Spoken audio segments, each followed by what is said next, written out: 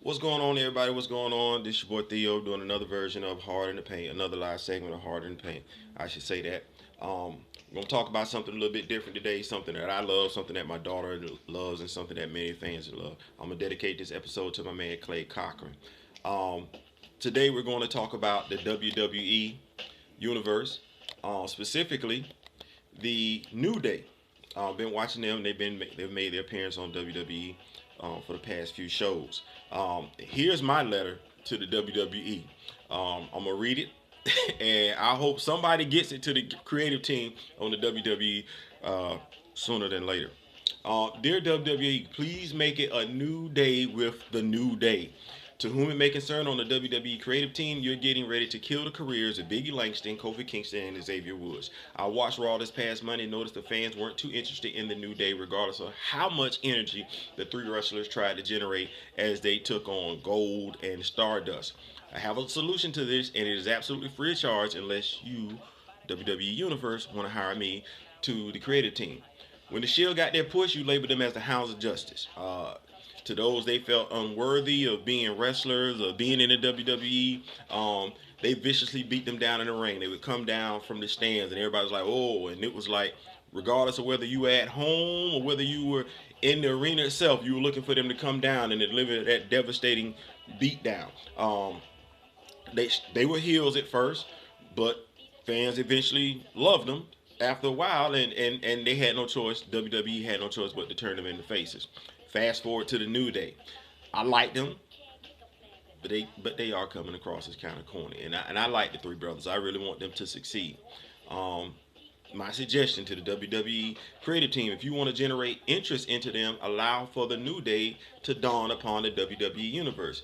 These are good guys, right? That means no more double teams, no more jumping on someone backstage. Just none of that. Nobody gets to do no. The bad guys don't get to do stuff that they used to do. Imagine how many conflicts they would find themselves in, and when I say them, I mean the New Day would find themselves in as basically the heroes of the WWE universe. No more two on ones by the heels. No more cheating on.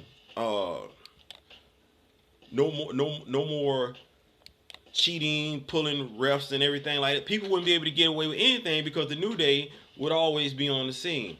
And this is how you go about generating fan interest. They would come into conflict with anyone doing wrong in the WWE universe. From Seth Rollins and his bodyguards to The Miz to the Big Show to the eventual rise of the Ascension, the guys that are getting ready to come up from NXT. To the eventual return of the Authority, because we know Triple H and Stephanie McMahon are going to come back after a while. Plot lines would just be running rampant as these three men would find themselves uh, taken to highs in that they've never dreamed of before, that the WWE creative staff had never dreamed of before. And because each conflict would evolve into its own storyline, the WWE creative team would never run out of ideas for using these guys. I think the WWE has something going on good right now. They just don't know how to do it. The imagination process is not there. For instance, we know that Brock Lesnar is set to take on John Cena at the Royal Rumble. Well, just this past Monday, um, who is Seth Rollins set to face? Now, after watching SmackDown last night, it looks like he's going to develop a feud with Dolph Ziggler. But you still have Joey Mercury and Jamie Noble in the mix. So imagine, if you will, this past Monday, even just last night, that once Seth Rollins had gotten into it with Dolph Ziggler, that Jamie Noble and Joey Mercury get involved in the match. Well, here comes the New Day. They're the new guys. They're all about goodness. They're all about being happy. They're all about doing what's right. They're all about remaining positive. They would keep the match even by preventing Jamie Noble and Joey Mercury to interfere. So what would wind up happening? You've got an instant feud, and this feud would have a lot going on with it, because this feud wouldn't just include the two henchmen for Seth Rollins. It would also, by way of default, involve Seth Rollins himself, and by way of default, involve the Authority themselves once they came back. Um, this would generate instant fan interest.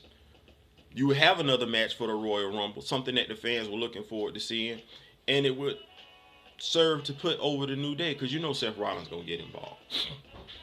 Even if you had a 3-on-1 before they did the Dolph Ziggler thing, if they would have had a 3-on-3, um, You could have put over the New Day without having Seth Rollins look bad in the match because it simply would have been Joey Mercury and Jamie Noble losing the match for him. And well, people are used to them getting beat anyway. But to see the New Day in this type of capacity, imagine a New Day, Biggie Langston getting into it with Kane. Just imagine, if you will, if the WWE universe used them in this way. You already have precedent set. You had the Shield come down and they wailed on anybody. You could have the New Day come in and do the exact same thing, just do it oppositely.